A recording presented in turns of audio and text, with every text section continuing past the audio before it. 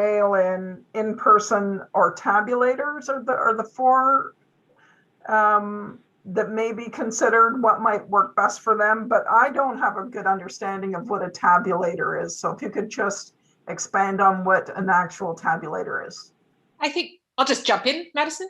I don't think in terms of, that's probably not an issue so much from the voters' perspective. That's more from our and administratively for counting and so on. It's not, I mean, I think in terms of the public and the voter, it's more in terms of sort of broadly, do people trust that as opposed to an accessibility issue?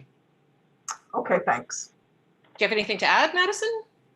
I was just going to do a quick search while we're talking, and I can probably provide some additional context in a few minutes. I just wanted to find out, because as I was speaking with other municipalities,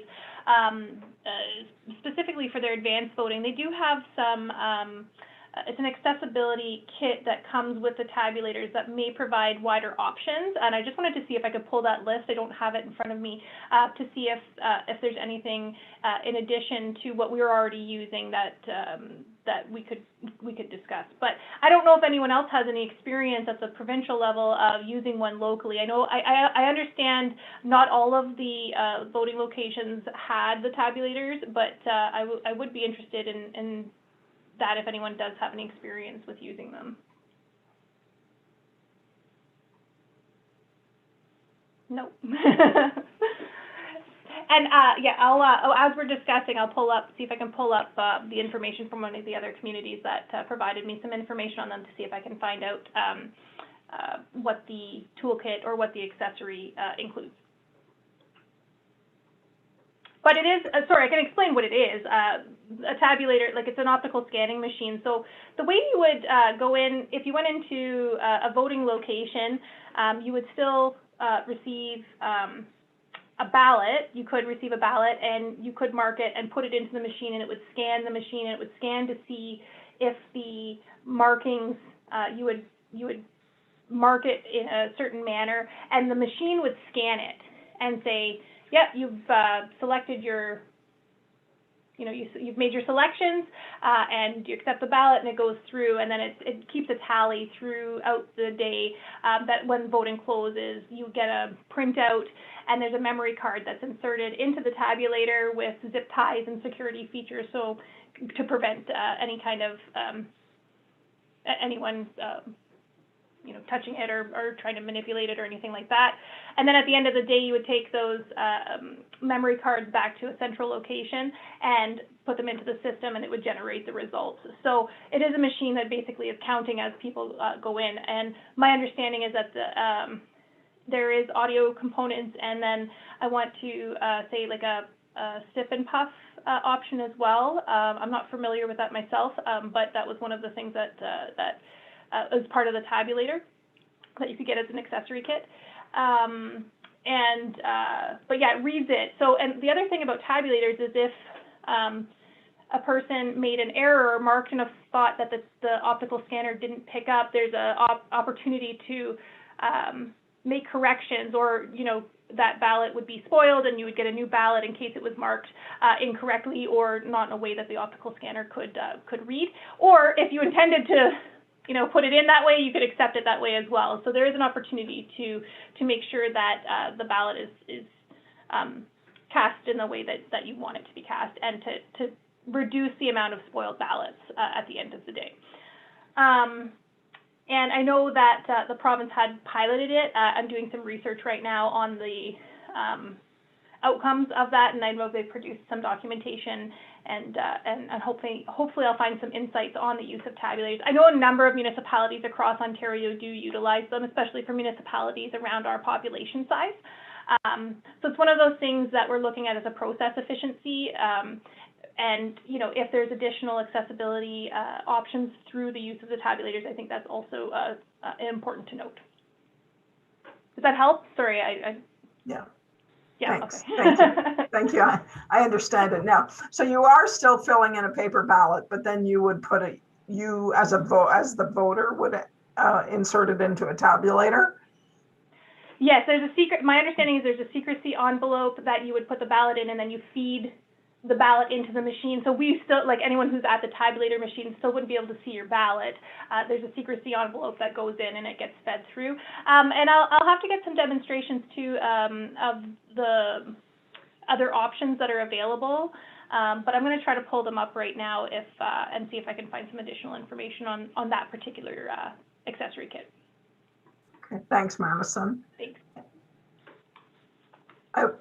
So I guess if the committee member any committee members have comments or questions, you can unmute yourself, and hopefully it'll all work well in this format, this Zoom format. So I open it up to questions or comments for the clerk's department. So I did assist someone many years ago vote who had no sight. So if we were dealing with someone who was blind, what are your thoughts as to what would be the best option in terms of this new methods?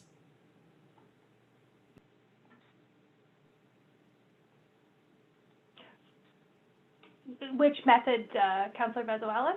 So like with the tabulation, like, so if someone was, so you still need to, so there is like a recorder, like I brought the person to the polling station, and then there was a returning officer that assisted them with marking their ballots. So in terms of servicing someone, if we get a ballot and if it goes into this system, into the envelope, how would they receive assistance? Like, that's what I'm trying to figure out. Oh, this is specifically for the tabulator? Exactly. Or what would be the best option if we're thinking of someone who has no sight? What among the options could be tailored to work with them? Yeah, I think that's kind of what we're trying to drill down is, so for that particular person, what's going to be their preferred method? Is a vote by mail where they've got assistive devices to read that or have someone assist it? Is that easier than physically going to a polling place where there would also be both personnel to assist and devices? Or for that person, would voting online be more problematic? Or do they have devices that would make it easier to read their screen? So that's kind of that's kind of what we're trying to. Yeah. Yeah, and I think it depends on what the online voting, like what the capacity of it is. Is it, you know, AODA compliant, would be, you know, a really critical piece in that as well. For sure, for sure.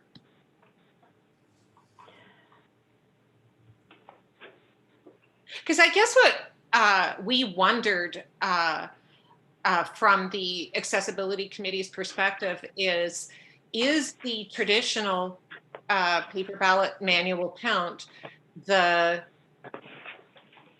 is that the best solution, or is there something that's going to allow greater participation by an alternative method?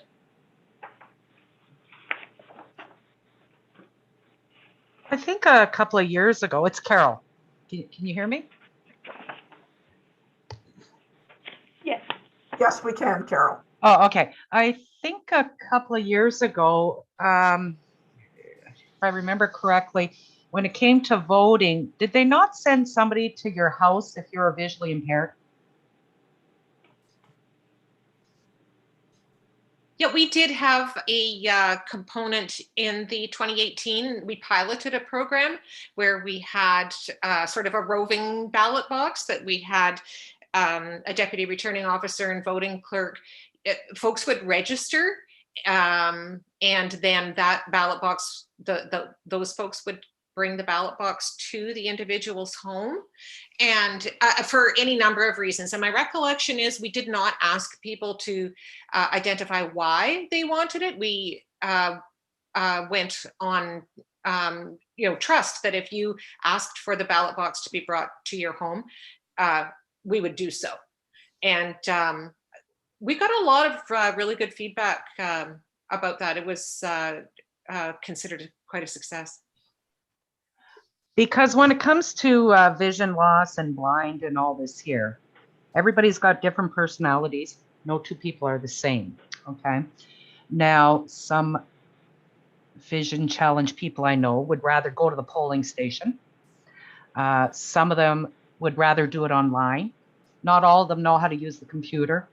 Not all of them have the proper devices. A lot of them don't want to even be registered because they feel it puts, you know, a stigma on them or whatever. My mother used to have them go to their house, okay, because my mom was totally 100% black blind and she couldn't walk. She loved it. It was perfect for her. Myself, I would rather try and find my way to the polling station, okay? So I think it all depends on the person. I think the more options there are, the better it is. When you do go to the polling station, most of the people there are pretty helpful and pretty good. So I think a variety of different ways would probably be the best thing to do.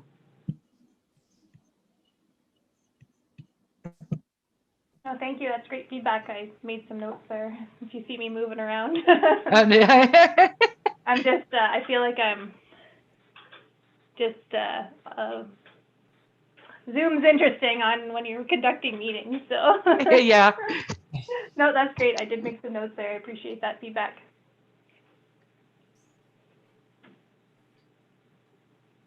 Hi, it's Diane speaking. I certainly agree with you, Carol, that when it comes to disabilities and people with various different disabilities, there is no one size fits all. So having choice is really important to meet the person's needs where they are at in whatever way they need it. So that's really great. I have a question regarding communicating the various options to the public. What is the communications plan on that? Certainly, I mean, Sorry, go ahead. do you Rachel. go ahead? No, it's okay. Once council makes a decision as to how we're going to move forward, I think as part of from the clerk's department perspective, there's also an outstanding resolution which sort of precipitated the work Madison's been doing on the engagement part, which is to increase voter turnout and get more engagement from eligible voters. And what we would like to do is target more of a communications campaign, perhaps than we have in the past. And I think it would be ideal if we can focus more on engaging people, encouraging them to vote, as opposed to, you know, the traditional pounding the pavement, trying to find election workers sort of thing. If we can put more energy into getting people out. And I mean, like everything, we'll see what things look like post-pandemic or so on, and what gatherings there are. I mean, we've talked about things like, you know, pop-ups at community events and that sort of thing to make it us being a bit more proactive in going out and trying to educate and engage folks rather than, you know, being more reactive and waiting for them to come to us. That's sort of where we'd love to be. And we'll see what the situation dictates as we move forward. Madison, you probably have more to say. Oh, I was just going to add in part of the questionnaire that we asked people is, you know, how much awareness or knowledge did they have about the different types of alternative voting methods, or even just the traditional types of voting. And it'll be interesting to see when council decides, you know, what to utilize for the next election. Depending on those outcomes, we could tailor some of that communication to that area. If we know that, you know, most people have a decent understanding of vote in person with manual count, then maybe not as much information around how to vote is required, or the process in that, because people are typically used to it. But if they're doing something totally different, obviously we have to tailor that to provide more information on the process and, you know, other items like around security and, you know, how to get your ballot and, you know, how can you update your information on the voters list. I went to, I saw the province had some ads already, and I think you can get online and start checking your information. So, you know, getting ahead and trying to be proactive on some of those elements is key. So we did try to get an understanding of how knowledgeable or what people's understanding is of all the different voting methods, so that we could try to tailor some of that communication depending on the outcomes of the council decision. Yeah, I think the communications about, you know, the various different forms will be so important. You know, people may still be very nervous of leaving their home, and many people with disabilities feel extra vulnerable in leaving their home. Hopefully by the time we're in elections, we'll be in a different situation altogether, but you know, people's gun shyness will probably remain for a while. So thank you.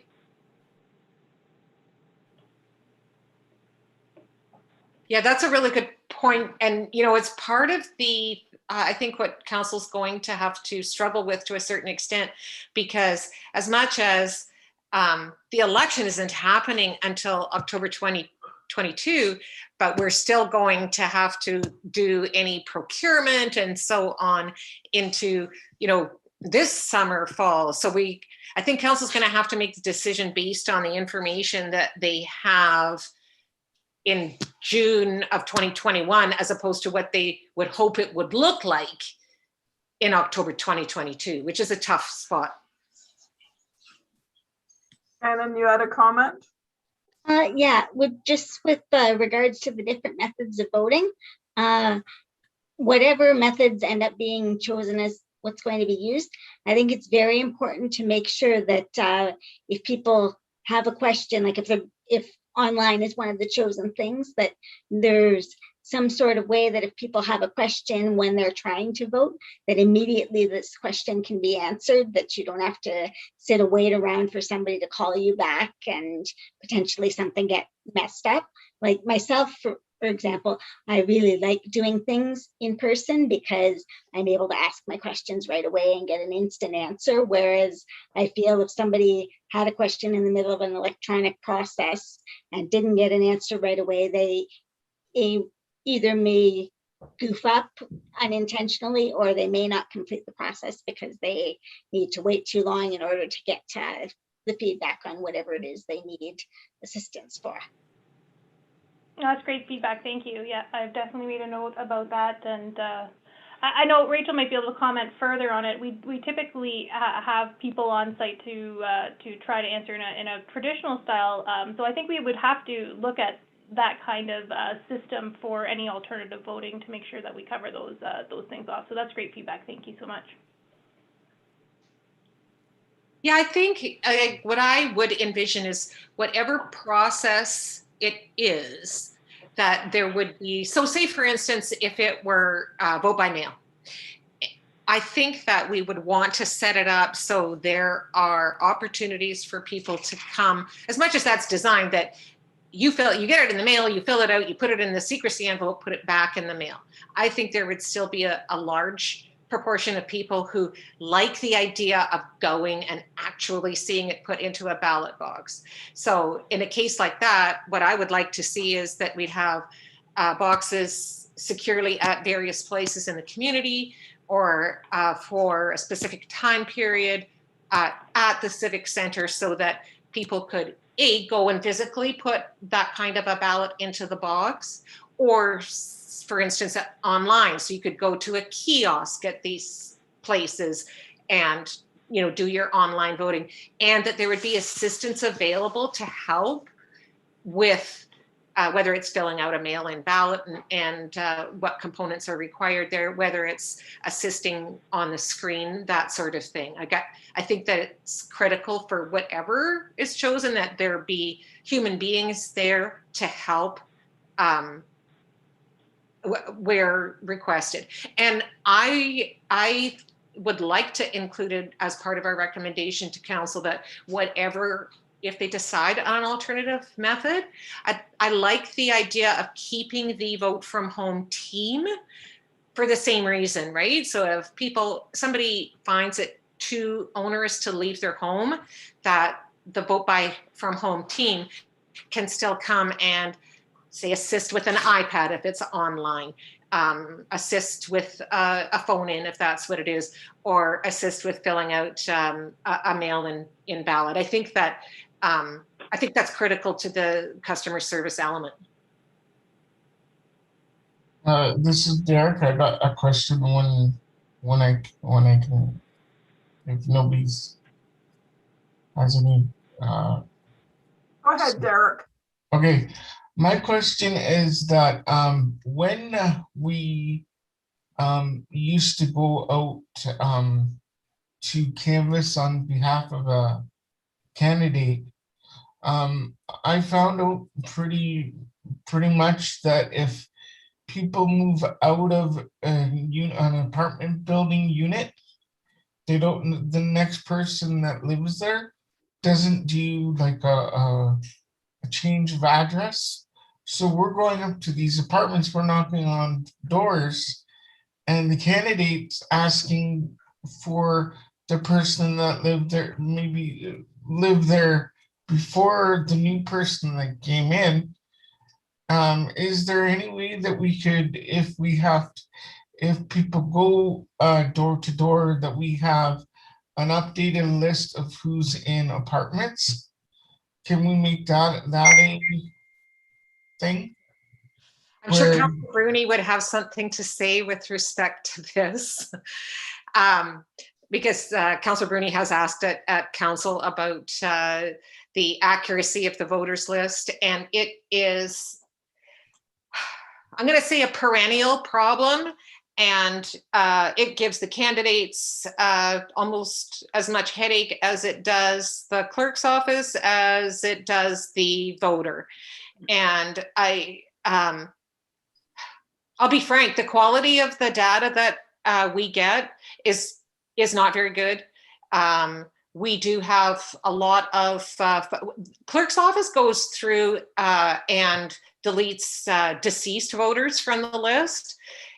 In terms of children who've, lots of them since moved on and living out of town and have families of their own, and they're still showing up on the voters list. And absolutely, in terms of rental properties, it becomes problematic.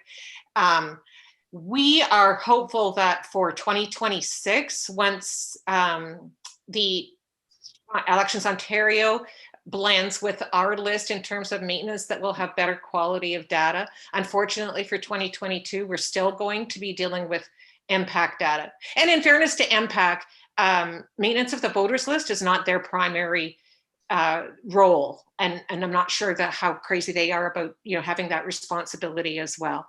But the best that we can do is, in terms of our communications, target as much as possible to ask voters to go with our online tool, and we did this in 2018 as well, to go and use our online tool, check the voters list, confirm that you're on. And I think it was a bit of an improved process in 2018, because we did have a method for people to electronically submit their changes. But we'll do our best, and communication, of course, is going to be our key to that, but it's an ongoing and frustrating problem. Okay, I got one more question, if I may. Go ahead, Derek. Absolutely, yes. Okay, for people that are going out to vote, now normally with Parabus, we would have to book 2 weeks in advance. Will we have an opportunity to have a bus that same day, or would we have to book the 2 weeks in advance? I think I can speak to that probably better than, or I don't want to say better than Rachel or Madison, but I have talked to, we did a voter engagement session a few weeks back, the three of us, and I touched base with Nicole at Transit, the transit manager, and she confirmed that public transportation is free on election day. So that would be conventional buses are free. And in the past, Derek, I believe they've insured anybody who wanted pair bus transportation on that day that they would receive pair bus transportation, and as well as the advanced polls too. So we can get more on that as we get closer to it, but they have a commitment and made a commitment, and she committed to me to do whatever they can to get everyone to the polls and do that without any cost to the person as well. Okay, because the last federal election, they changed my voting from my building to over at Cara, and by the time I realized that I couldn't get a bus, they should have been able to that same day. Yeah, well, yes, you absolutely should have been able to get transportation. So I would say that if you have an obstacle like that, make sure that you get a hold of, Christian or Nicole at Transit, and I'm pretty sure they would ensure that you get to the polling station. All right, thank you.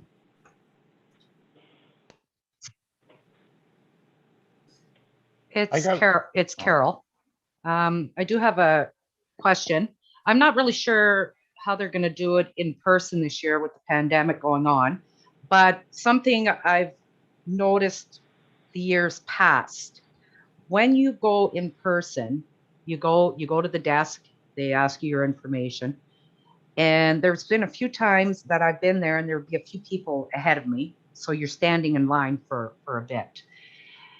I noticed a couple of times that some people needed to sit down while they were waiting, and there's no place for them to sit.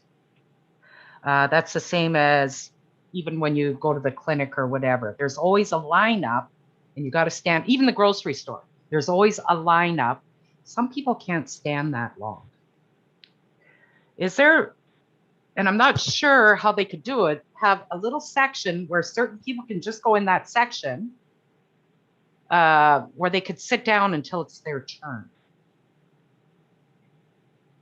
Thanks, Carol. Yeah, that's great feedback. I know I used to work, like as a municipal staff, I would work the election, and we did end up finding at our particular poll 2 extra chairs that we put off to the side as well, and did that at our particular poll. But it's something that I think Rachel and I could look at as part of the requirements that day when we work with the voting locations to add some additional chairs to allow for that, and if there's space to do that. I think that's something that we can certainly add to the list of requirements for the polling station. Okay, thanks. Yeah, I'll definitely add it to the list, and it's great feedback. I appreciate that. I know some polls kind of just did it on their own organically, but it's something we should address up front to say, hey, because there are a lot of, even I remember one election I was very, very pregnant, and it was hard for me to stand in line as well, and that kind of thing comes up as well. So I can appreciate that, and we'll certainly put that forward.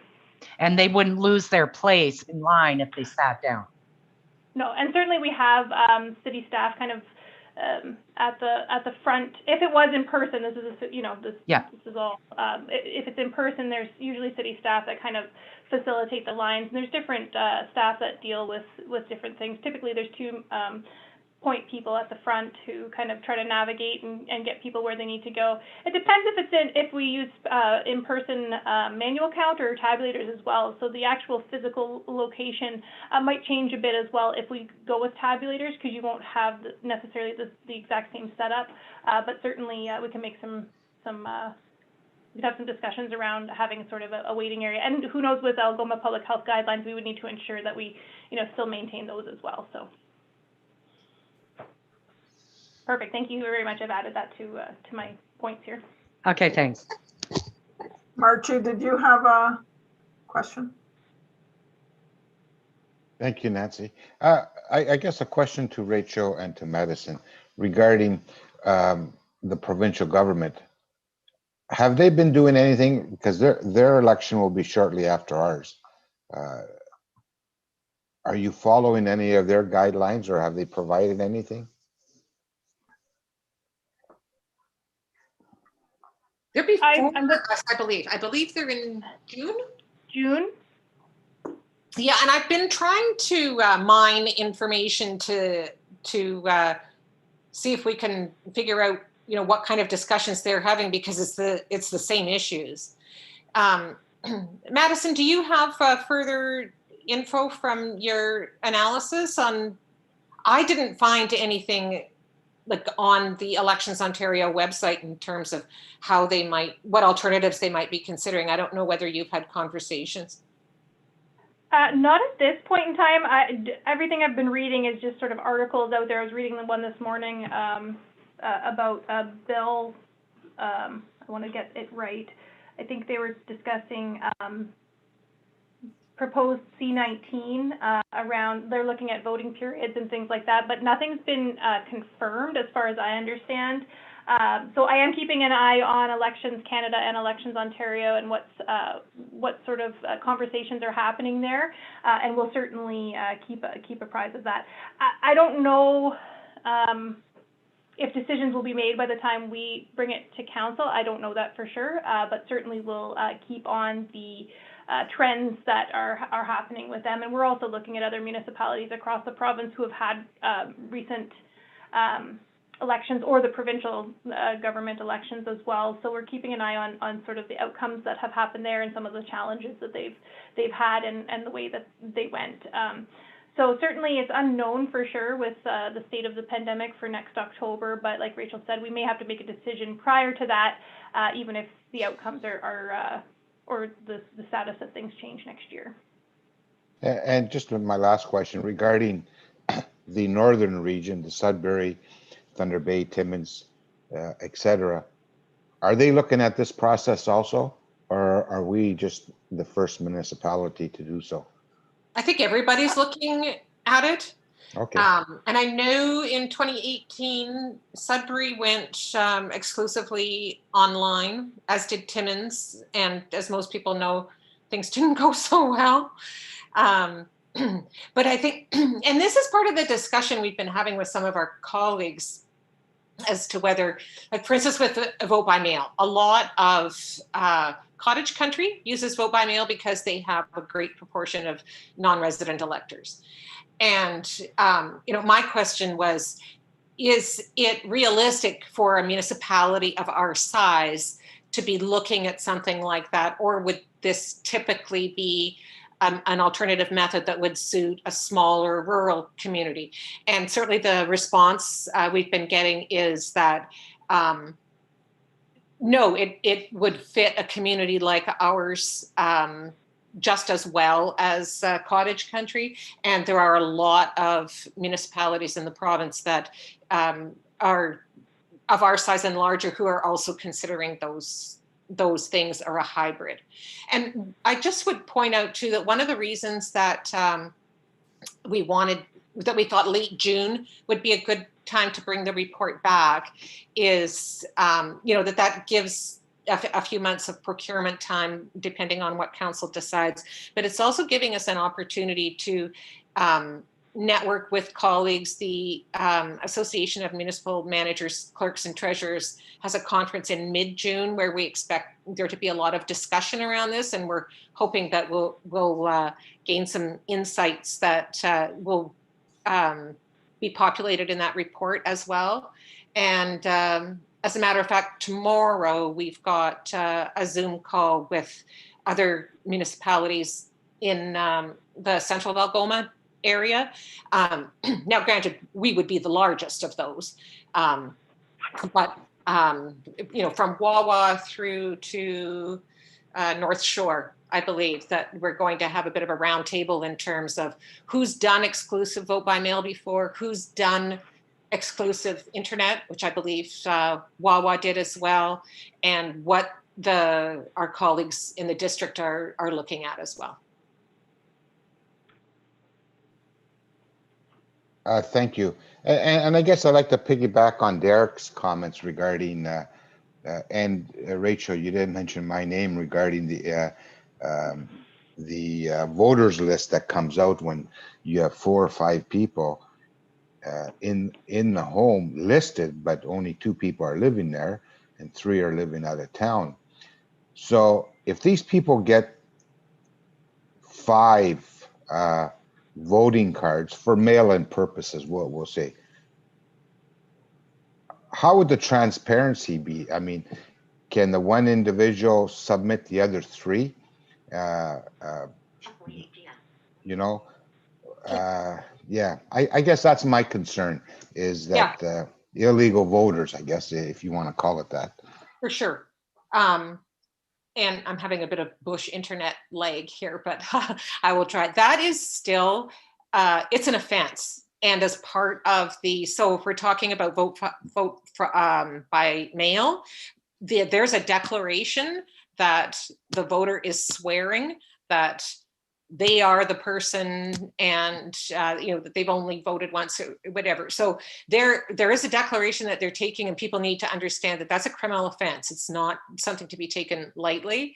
And I mean, I suppose, similarly with voting in person, right? That someone could bring, well, I guess they can't get around the ID so much in person, but there's the potential, I think, in any method for voter fraud, but there's also penalties. It's not to be taken lightly. Well, it occurred in the past, I'm just saying. Yes. And, yeah. But anyways, okay, I'll leave it at that. Thank you very much. And similarly, those are some of the concerns raised about internet voting, particularly in paternalistic families where the head of the household, so to speak, takes all of the pins and submits them. And these are concerns that we will point some of those concerns out in our report as well. Okay, thank you. Thanks, Madison, also.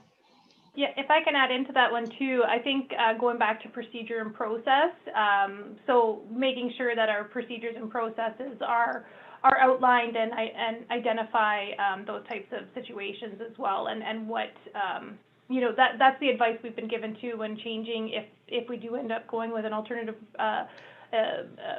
if council decides to go with an alternative voting method, whatever that method is, we need to make sure that our processes and our procedures are in place to ensure the most secure and effective election that we can. So we'll also take those steps to make sure those processes are in place.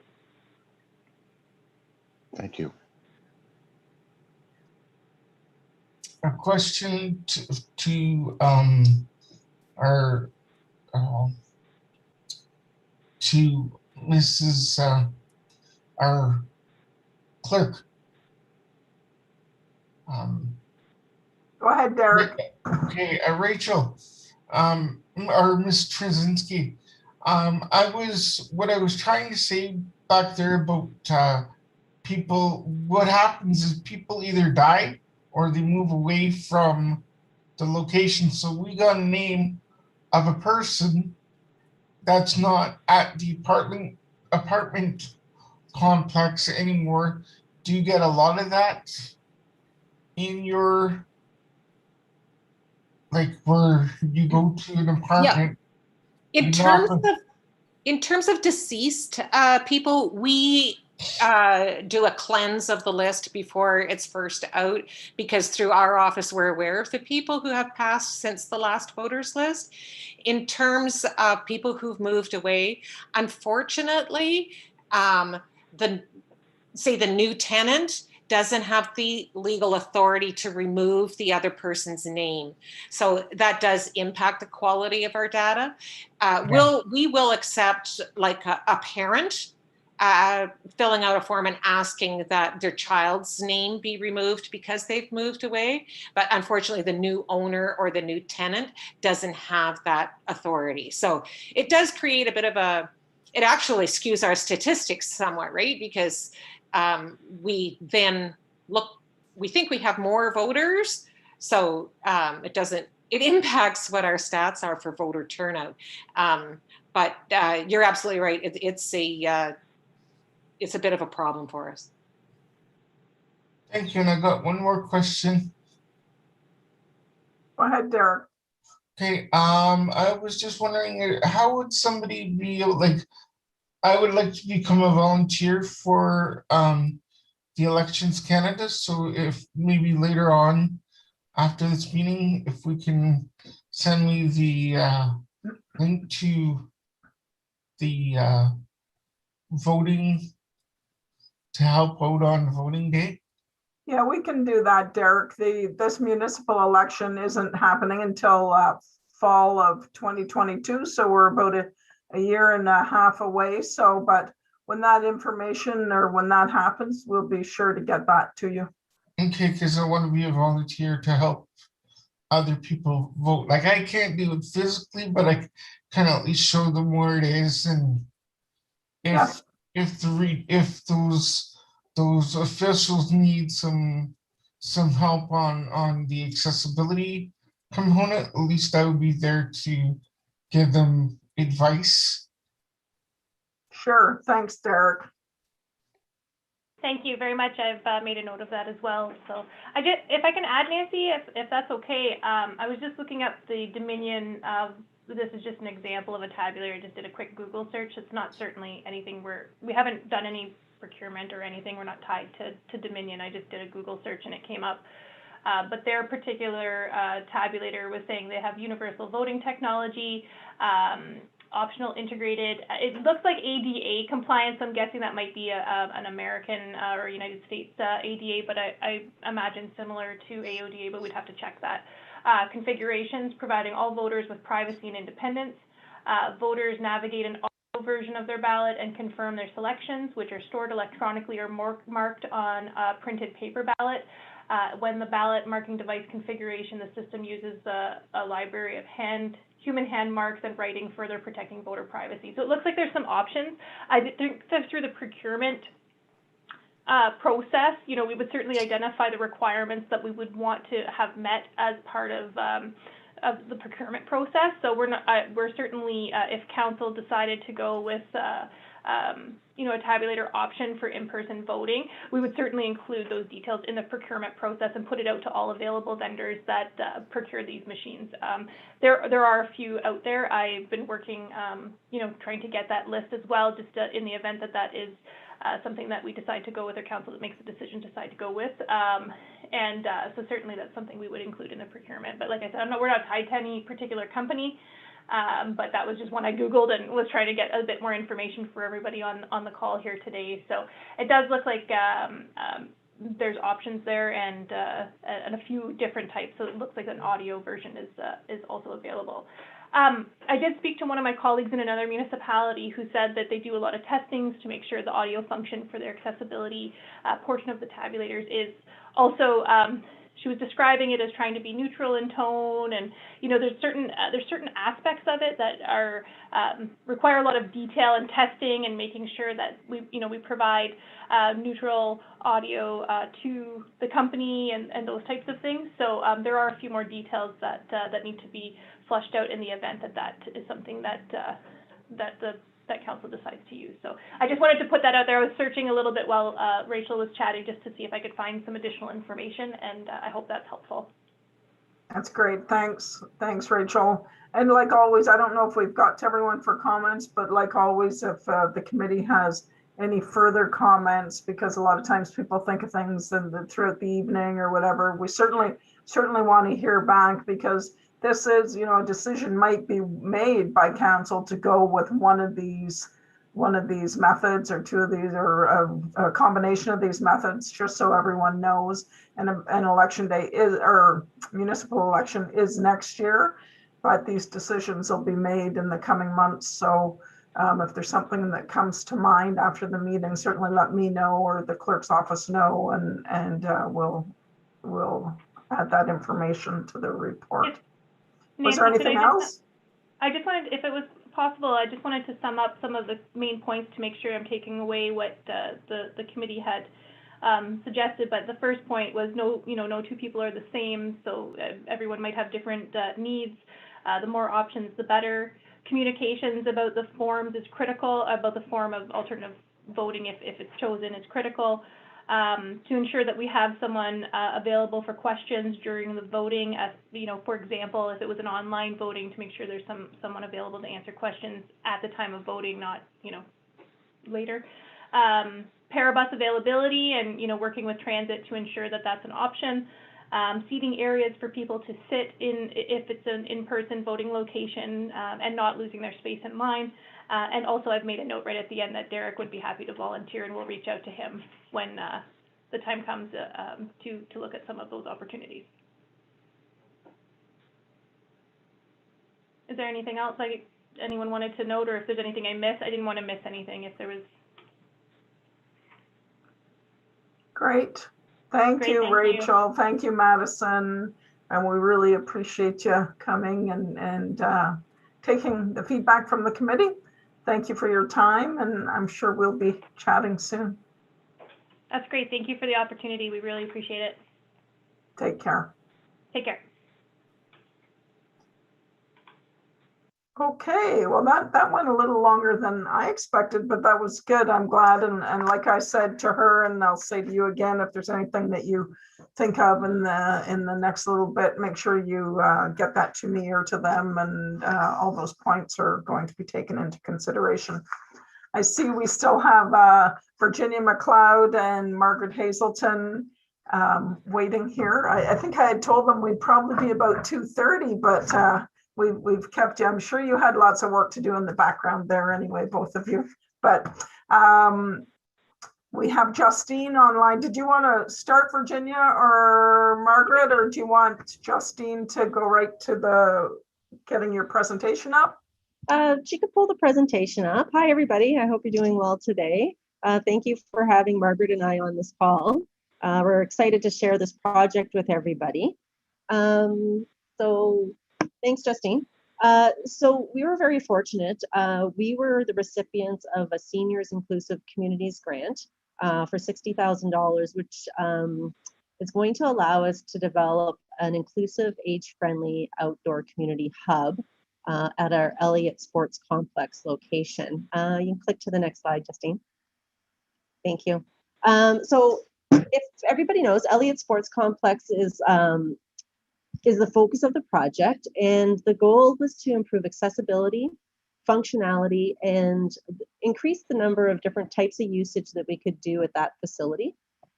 Older adults were identified, had identified Elliott Park as an underutilized outdoor city site that had a lot of potential to meet growing needs, both from a physical perspective as well as social. Active older adults wanted to look at adopting this outdoor location as their home base. So our senior center is located at the Northern Community Center, so really nice proximity, and especially with our summer students coming on, we have an opportunity to really create an outdoor activity hub there that's really going to help develop a sense of community in that space.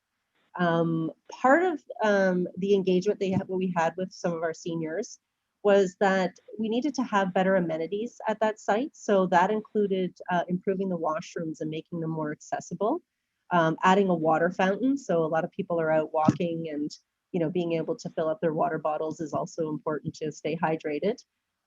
Looking at improving asphalt surfaces, and then the development of an outdoor pickleball court. So last summer, a lot of people started, more people were playing tennis and pickleball, and the courts were quite busy. So this is going to allow to have a dedicated pickleball space with fencing, and it's going to be located in the existing parking lot. So this is really going to help us develop that hub for older adults and any individuals that may have any types of disabilities. And then also, an opportunity to engage safely outside, especially with the pandemic going on. Really looking at outdoor opportunities that are safe for people to participate in. So next slide. So this is an aerial view of Elliott Park as it exists now. So we have 5 baseball diamonds and 2 adult-sized soccer fields and a smaller mini field. We also have a building that's there. So I don't know if you can see in the lower left-hand corner, there's kind of a gray blue roof. That's where the building is that houses the change rooms and the washroom facilities. In the lower left-hand side of the parking lot area, which is the large gray kind of square off the road there, that's where the pickleball courts are going to be located, and there's going to be a pathway that leads down to the washroom area. One of the other nice pieces is it's right on a transportation route. So that was important to us when we were looking at the location, is having it accessible from that point as well, so that people have an ability, easy access to it if they're using public transportation. And next slide. So through the grant funding, it came through the Ministry of Seniors and Accessibility. We're going to be working over the next few months on upgrades to the washrooms, which is also going to include making sure that the door widths are proper, installation of door activators, and then looking at the configuration of the stalls to make sure that they meet accessibility requirements. There's going to be improvements to the pathway that's leading down to the washroom. Outdoor water fountain will be installed adjacent to the building, and then we're going to be doing 8 pickleball courts in that area, which will all be lined and fenced. And the next slide. So is everybody familiar with pickleball?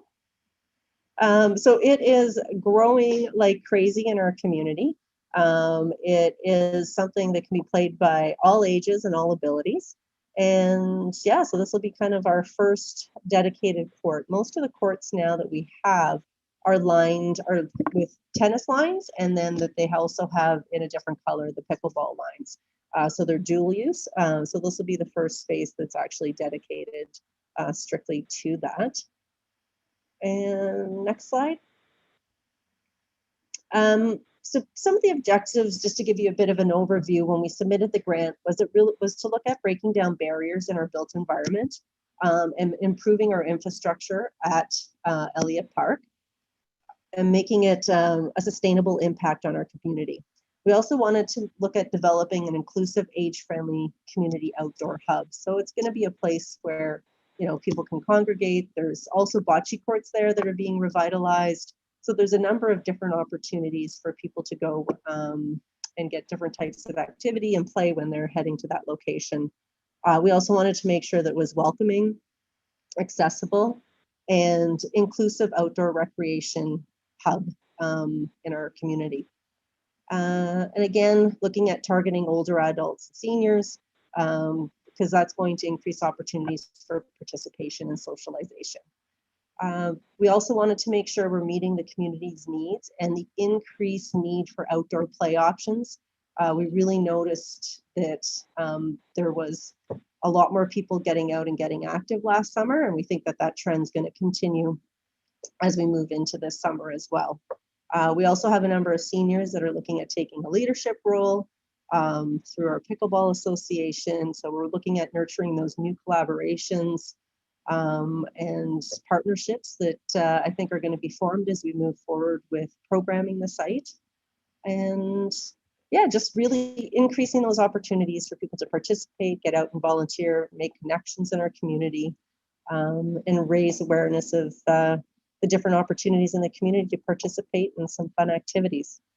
And again, really the importance of healthy, active living and that connectedness of people of all ages. So that's a bit of an overview of the project. So if anybody has any questions for Margaret and I, please let us know.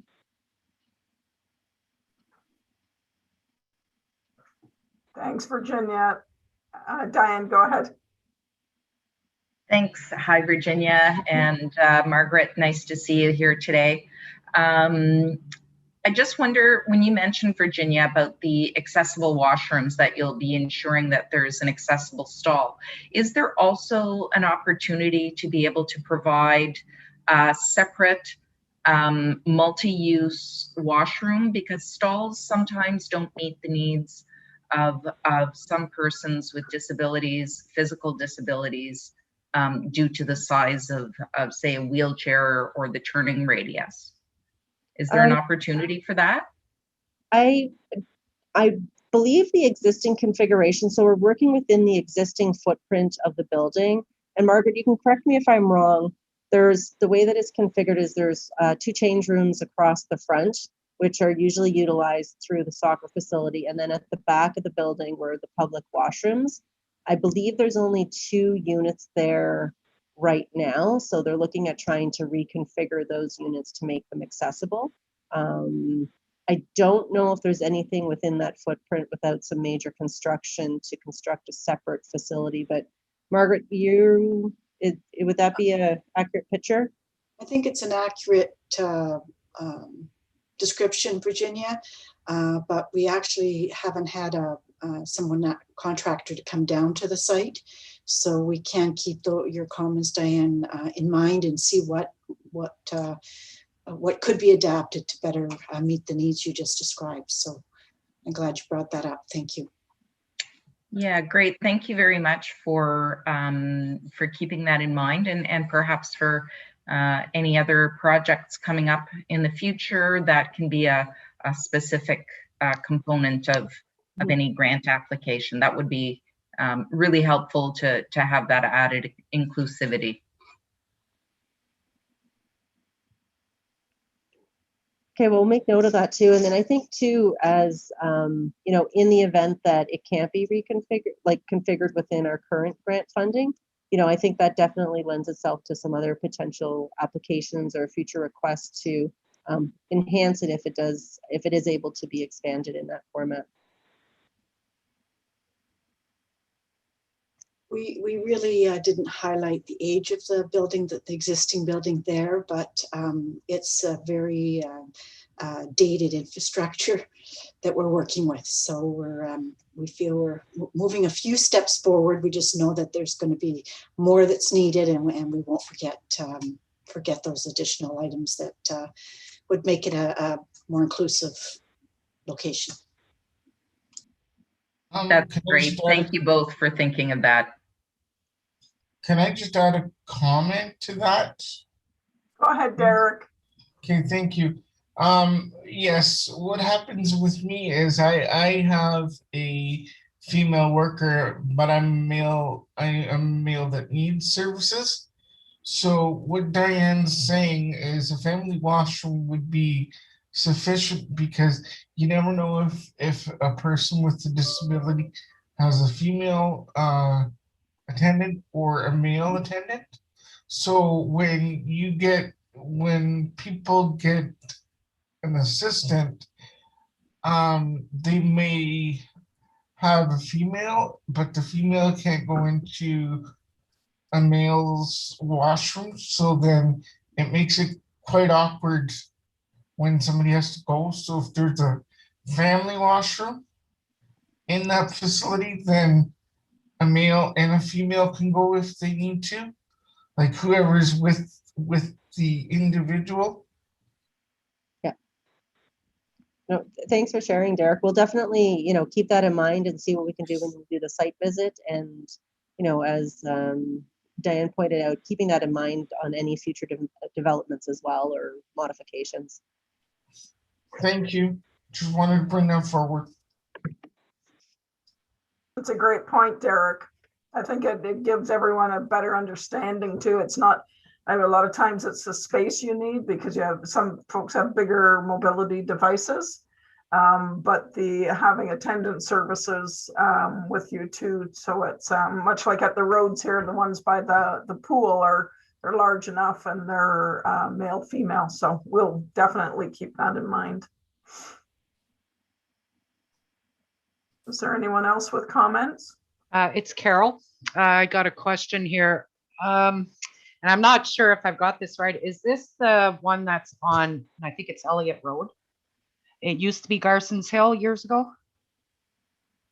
Yes, it's over on Rossmore Road. So their Garson's Hill is there. Yeah. So it's adjacent to that space. Okay.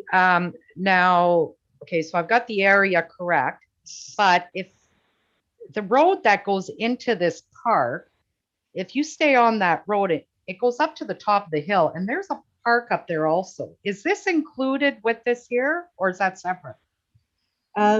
So the property that does have a hill, so when you first come off of Rossmore Road, you go in past one of the baseball diamonds and into the main parking lot, or you can head up the hill and it splits in two directions, one to go towards one of the soccer fields and baseball diamond, and then you can go up even further and that leads into the other baseball diamonds at the top. So it's a fairly large park that's spread out at different levels. The development is taking place in the lower level that's closer to the road. Oh, okay, that's what I wanted to know, because I remember going there. I grew up in that neighborhood. And I remember when I used to drive, I used to go up to the top of the hill. So this is not included, because if it is, if you have to go to the washroom way down below, that's a long ways to go. Yeah, the main development is, we tried to make it where the paved areas for the pickleball courts, in the best location to access the washrooms. So yeah, so we kept that in mind when we were locating it. Okay.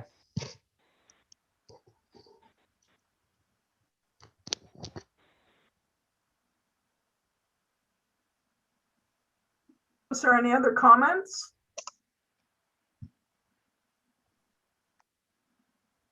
Okay, great. Thank you, Virginia and Margaret, and thanks for the presentation. I know it was a little short notice, and you have a lot going on, which is a good thing. And like always, and you likely heard me say about the voters too, a lot of times I get feedback after these presentations, and if I do, I'll certainly get that to you. Great, thank you. Thank you, everybody, for your time. Thank you. Bye now. Bye.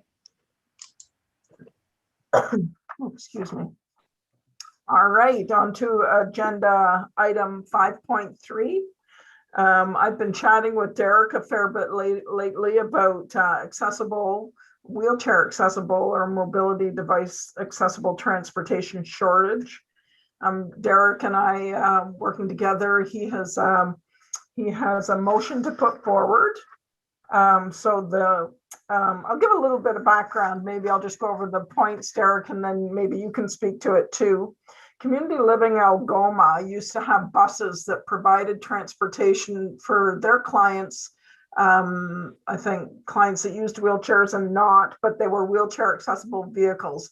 Those buses no longer exist, and they have no intention, I guess, to get back into that transportation business at this time for their clients. So that's leaving a real void. That, coupled with our wheelchair accessible taxi companies, well, all the taxi companies are to have wheelchair accessible vehicles by the taxi bylaw, and those of you that use those taxis are, I'm sure, well aware that they're not living up to the expectations of the bylaw. They are, it's my understanding from folks that have contacted me, that there's no transportation, no wheelchair available transportation in the after hours. Sometimes there's none throughout the day. They've been cut back. I think they're saying that due to COVID and driver availability and the lack of clients, it seems though that they have cut back their wheelchair accessible taxis. I'm aware that there's people that have been at hospital that have been unable to get transportation home by any means in the middle of the night. And there's been case after case after case. As I've contacted city police and I liaise with them because they oversee the taxis and they're looking into it. And I believe at this point, they have forwarded it on to the city's legal department to see how they can react to them not living up to the bylaw as they're supposed to. So with this all going on, it's been months and months, and Derek has wanted to put a motion forward, and his motion is, oh, Derek, did you want to speak to this prior to me reading the motion for you? You have to, Derek, you're muted. Can everybody hear me? Yeah, there you are. Okay, so when COVID started, the CLA took their bus off the road temporarily, and they were gonna take it off in 2001. So they were gonna do another year but with COVID and everything, once they pulled the bus off the road, they pulled it off the road for good. And as of 2001, the buses of CLA are no longer. They're a thing of the past. CLA is now moved on to more community stuff, so there's not even their program on White Oak Drive. So basically what happens is workers meet with people in their homes or community. But what this sparked was the Sault Ste. Marie Greyhounds were given tickets by Passport, is a part of Developmental Services Ontario. We're given money for tickets, for concerts, for Greyhound games and stuff like that. And also we had transportation through CLA, but that's no longer. We had 3 buses on the road, and they took all 3. They sold all 3, and now they're out of the. They're just like March Downs. March Downs supplies the housing, but if anybody wants to go somewhere, they have to book Parabus. Where Okay. CLA, you didn't have to. All you did is you called a number, you requested for a day, and if they had an opening during that day, then you could get a ride. Okay. Oh, all right, Derek? Yeah, does anybody have questions? Okay, so Derek's motion is that he moves that city staff assess the shortage of wheelchair accessible transportation in the city of Sault Ste. Marie and report back to the Accessibility Advisory Committee. So that's what I will do in a report. I'll get to the bottom of what is happening with the taxis, confirm the CLA situation, and talk with Parabus or Transit and to see if Parabus has any plans on increasing their service. Recognizing that this is going to cause a real shortfall in accessible transportation, and with the wheelchair accessible taxis not living up to what they're supposed to be doing, there's a real issue right now. So I'm going to gather all that information and bring it back to the committee. Yes, Lisa? It's something also I can bring, if you can give me some data. It's something I could bring to Police Services Board next Thursday. So I would be happy to do that as well. And I'll get it on the agenda for Police Services next Thursday. Excellent. Thank you. You're welcome.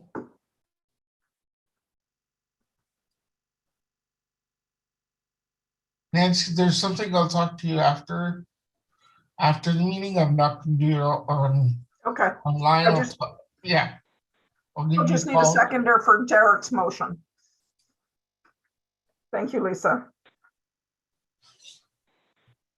All right. And we can chat after the meeting, Derek? Yeah. We're okay to move on here?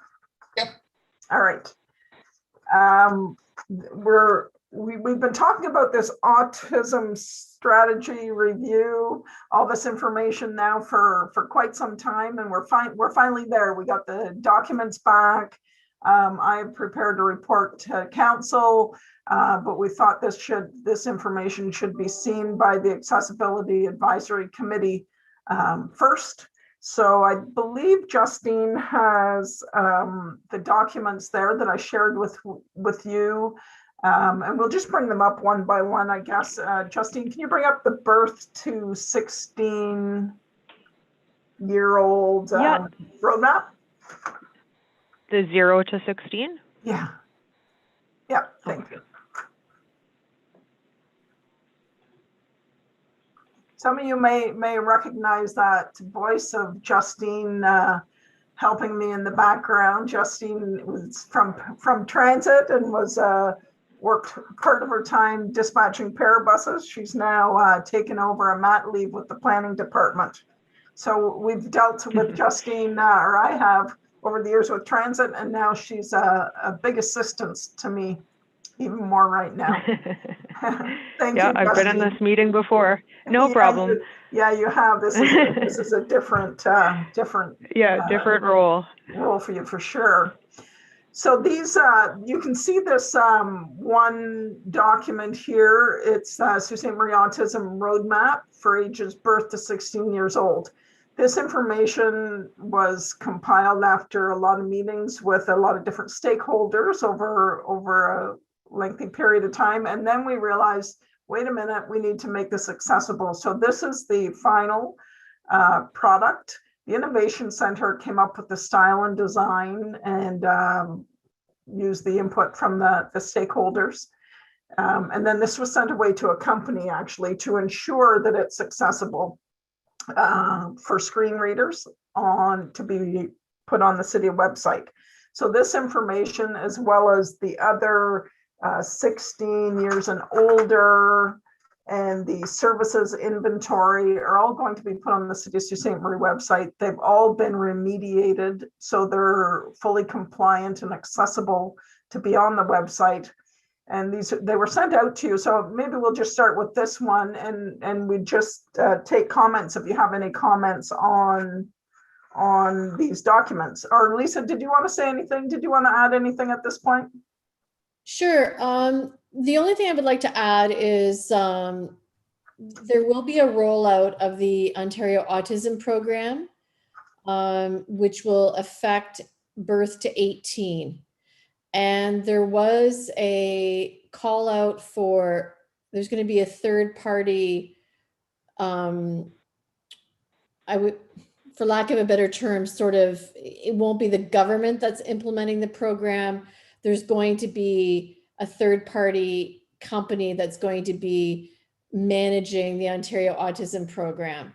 So from what I know is they're getting toward the presentations now with that through the province, and we should know probably within the next 2 to 3 months exactly what the OAP is going to look like and who is going to be managing the Ontario Autism Program. And then that's something obviously that we would add in at that time.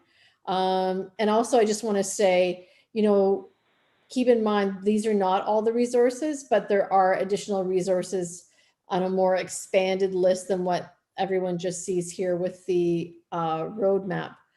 The one, I think, thing that came to everyone's mind is that, what's happening with parents and caregivers for 18 and below is they're going to be getting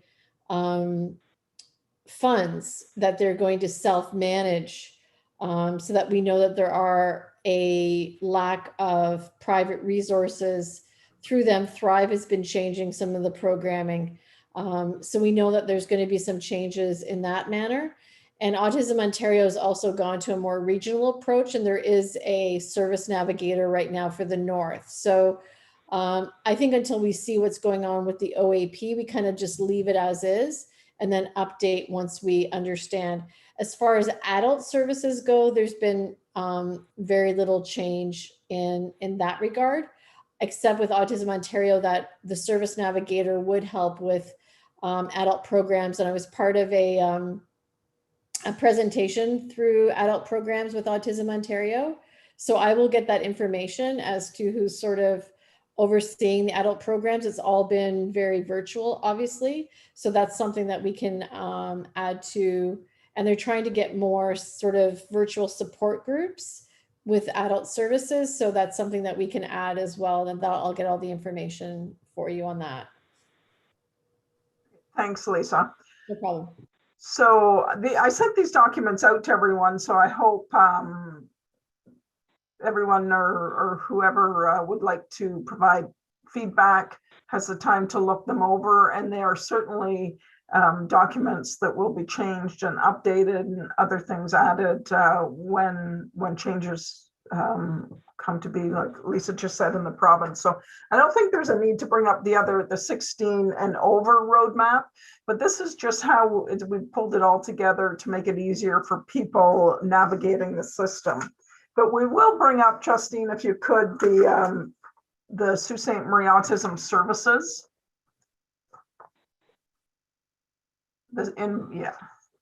Yeah. So this is something that it was just put out to the group of stakeholders that were in the meeting, and there's everything in here. So all the services that you might imagine, but there's also massage therapists or gyms that will cater to people on the spectrum, all different things. So we would really, this is a document that will for sure be changing, and I would really encourage everyone to take the time to look at this, because it is all different things. And I see bricks for kids there. That's like a Lego style activity, a business in the downtown area. There's all different things. So I think this list of services could be probably 3-4 times as long. And if you know of any business that might be a fit for here, like even the float center, inspiration float center, float therapy, there's all different kinds of things. So I just think that this list could be probably twice as long with the input from people, and this will go out to the committee or community as well, right? So, and go to council. So I would encourage everyone to look this over, and if they could come up with anything else, we'd certainly entertain adding it to the list. And then the sensory spaces document, Justine. So this was developed by Jonathan, I believe, wasn't it, Lisa, in the planning department, with your input, of course. So this is a document and a guideline that the city will use in moving forward with any developments, facilities. They'll take into consideration all the recommendations in this, and it's all kinds of different things. I mean, we're certainly not going to go through it here today, but I would encourage everyone to look at it and provide their feedback too. So now that this has gone to you, it's now going to go to council, and we should be seeing this stuff on the website fairly soon. Finally, it seems like it's been a long road, I guess, delayed by this current pandemic, but we're getting there, and it's been a fair bit of work, and I think it's come together quite nicely. So does anyone have any input on that? I would just like to point out, it's something Derek brought up with the washrooms, is that having gender neutral is really critical, because, very many, it's not guaranteed that you're going to have a worker or a family member, if mom or dad are out with kids, or grandma or grandpa, or your workers. So I think, when we're looking at planning, and Diane, I know you and I are on the same page here. I think that gender neutrality needs to be rather the norm than the one-off. I think that's something from an accessibility standard we can go by. And my day has been, I was at talking to the local immigration partnership this morning with the communities of inclusive municipalities committee. And I mean, that's really when you're looking at diversity and inclusion, and everyone's all about EDI right now, right?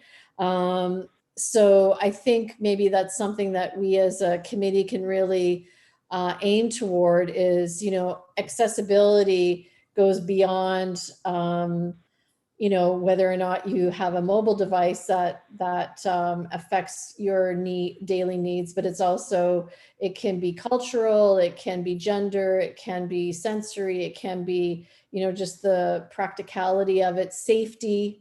So I think that's something that we as a committee can really take a look at and champion for sure.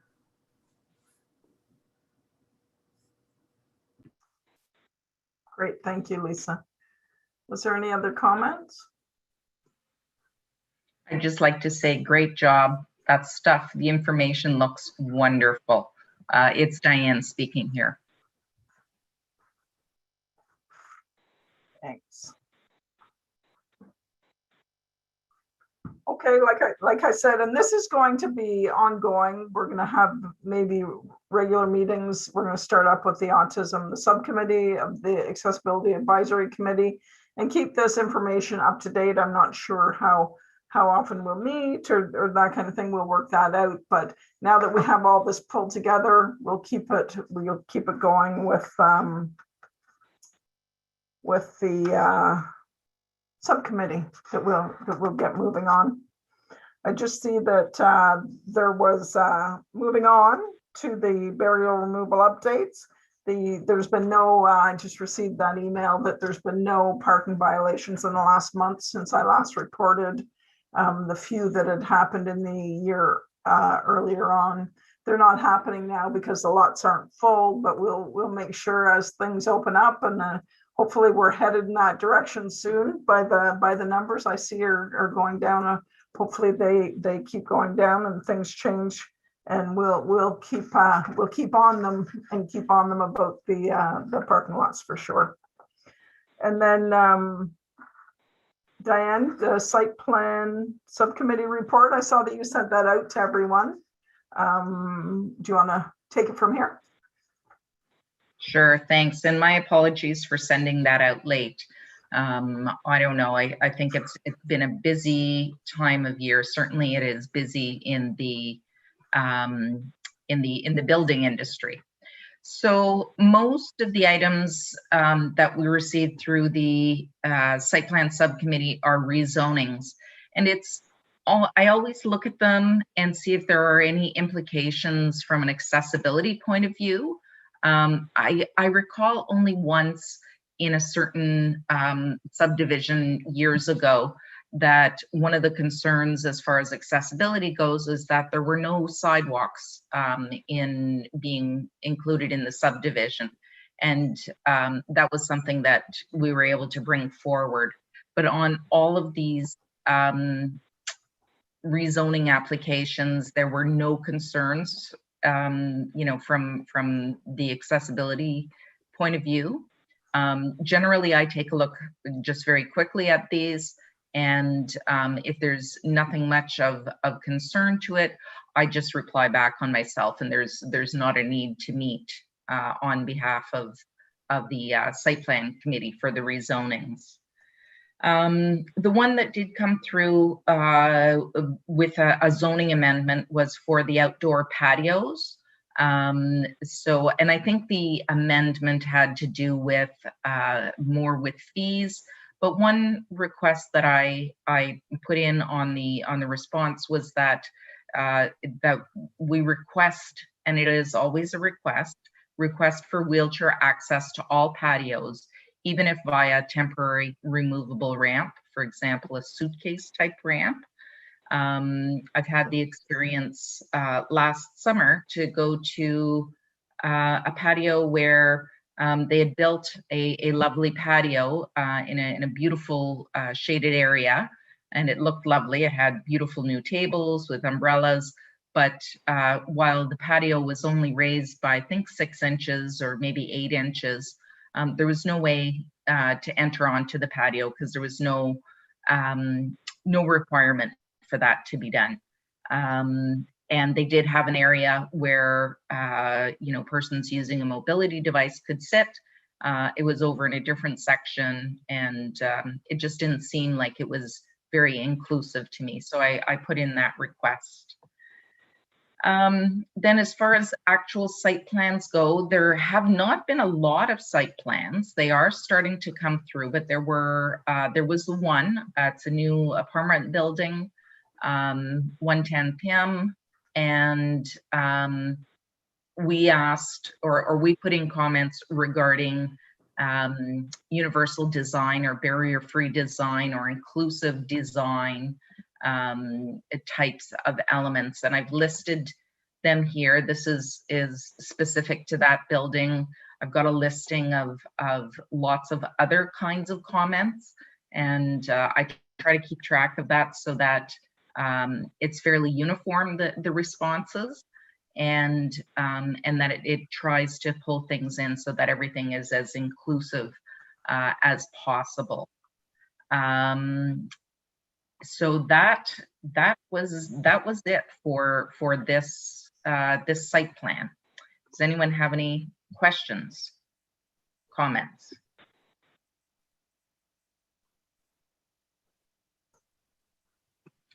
Okay. Thank you.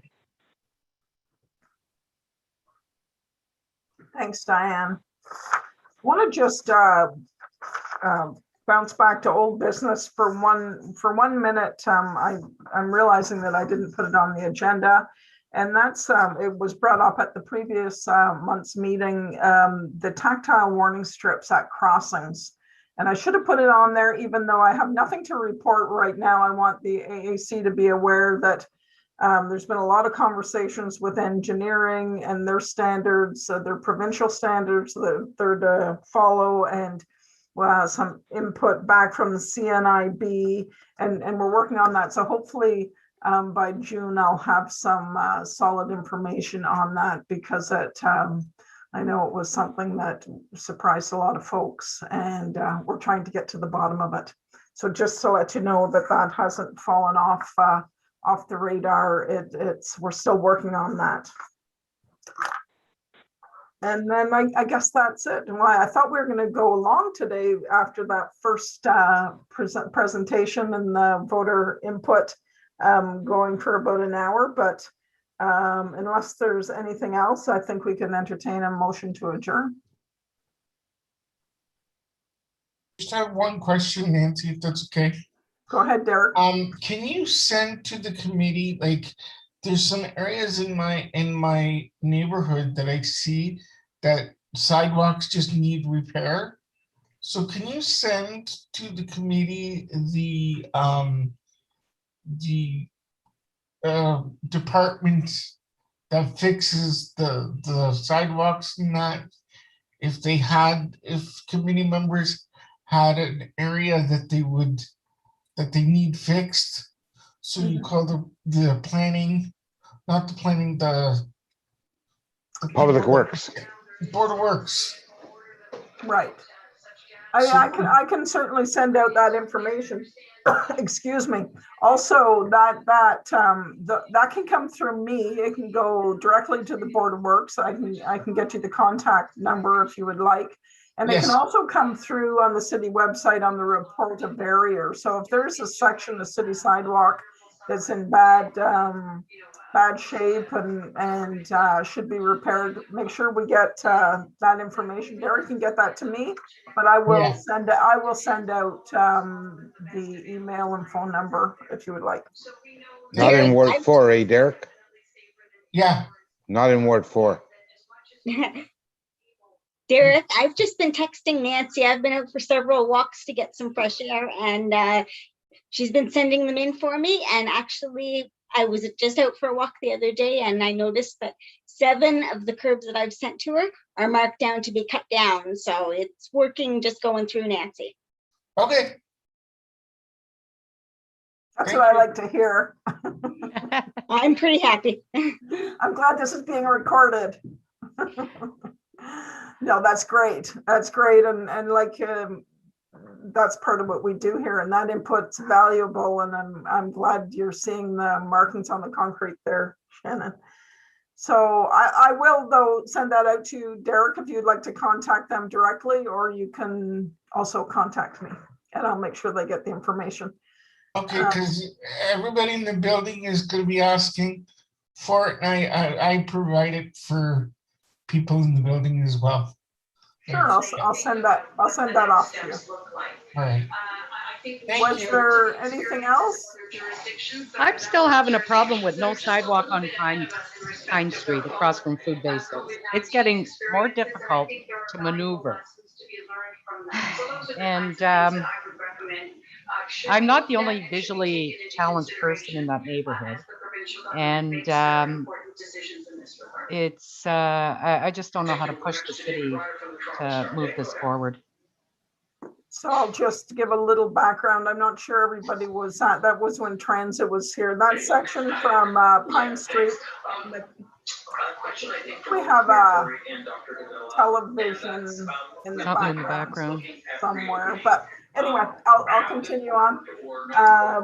That section on Pine Street from McNabb at Food Basics going north on Pine Street does not, on the eastern side, does not have sidewalk. That's where the bus stop is. I'm told even Canada Post in the winter won't deliver mail there. Transit has looked at it. There's nowhere to move the bus stop, I guess, that isn't private property to make it safer. And I believe it's been sent to PWT to look at. So certainly, Carol, I understand it's a terrible spot, and it's to get to the bus stop, people are out on the roadway, and it's a busy roadway. I'm not sure what else to say at this point. I know it's being looked at. I wish I had something more solid to give you. I know they're looking at it, and I don't know beyond like there needs to be a bus stop there. I don't know if there's a better solution. It's the bus route. If you think of anything.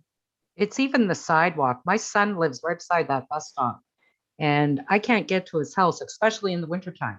I've got to stand at Food Basics, put my hands up in the air with my white cane, just so I can hopefully make it across the street to get to his house. And if the traffic's too heavy, they've got to come out of their house, stand at the end of their road, their driveway, to flag me and say, okay, Carol, it's safe to cross the street. Because I cannot go to the corner of McNabb where Tim Hortons is, walk down that side of the street to get to their apartment, because I've got to walk on the road in the wintertime. In the summertime, there's a teeny weeny little path, and I've got to jump over everybody's driveways that have curbs and everything and poles in the way to try and find my way to get to their house. Or I could go behind Tim Hortons, go through the parking lot at Tim Hortons, go behind into those apartment buildings and maneuver and weave back into their backyard onto Pine Street, climbing over top of a hill. But in the wintertime, I can't even do that because that's where the snow is all plowed. So I can't get to their house in the wintertime, which brings to the point that the mailmen can't even deliver mail there in the wintertime. So the other day I was there, and I didn't realize this, but where the bus shelter is, there's 3 sixplexes. Okay, the one sixplex where the bus stop is, there's also a visually challenged woman that lives in that building, and I did not know. So I'm not the only one that's there, okay, that is having difficulty. You know, so in the wintertime, if you have to get your mail, you have to find your way all the way to, what is it, Willoughby, to pick up your mail. But you can't go get your mail because there's no sidewalk to get there, where again, you're stuck trying to cross Pine Street, hopefully not getting hit by a car, if you could see the cars, to cross the street and then walk. I don't know how long it is, but it takes probably 5-10 minutes to walk there to go get your mail and then walk back because there's no sidewalk on that side of the street. You have to cross. So it's getting really challenging, and my eyesight's getting worse. And as it gets worse, it's getting more challenging. So in a couple of years, I'm not even going to be able to go visit my son unless he comes to get me or I figure out something else, because I can't, there's no sidewalk. You know, it's a challenge. Yeah, and it's even with the transit stop there, so recognizing that it's a broader issue and it's a lot of people that are impacted by it. I know that transit has sent it off to PWT to comment on, and I'll certainly be involved in that response. So hopefully there's some sort of positive change in the future with that. Mm-hmm. Yeah. Well, I know they want to make that pedestrian crosswalk, but that's way far down the street, down by past Willoughby or whatever it is, the Pea Patch or whatever. That's still no good to us because we can't get to it. There's no sidewalk to even get us to that walkway to cross to the other side of the street. And you've got all those apartments and what are they, the two houses joined together all the way down.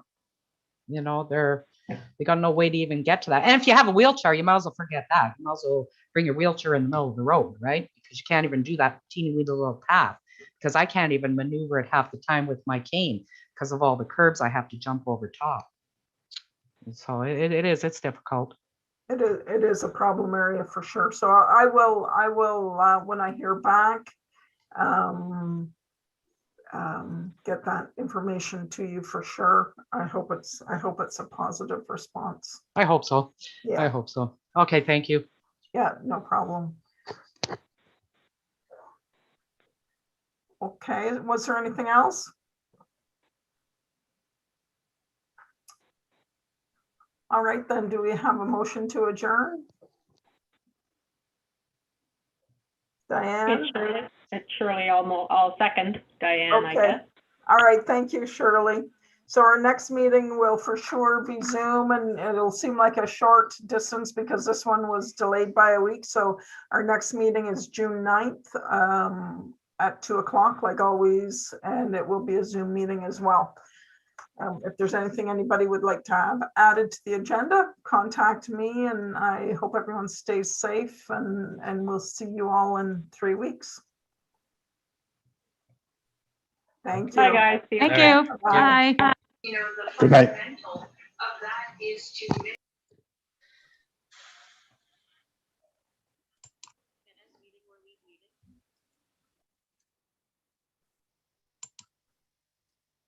Derek, did you want to stay on to talk to me, or did you, I see we have Zoom for a couple more minutes, or did you want me to give you a call? No, just basically, Corey Pernacchio is the manager that used to run the bus services over at CLA. Oh, at CLA, yeah. So I didn't want to give her, because we were recording, Oh, yeah. Good, that's good. I didn't want to give her name out. We're still recording though, Derek. Oops. That's okay. That's okay. And I mean, that's probably. Yeah, sorry, Nancy. I'm just. No, that's I'm okay. gonna try to stop the recording here, if I may.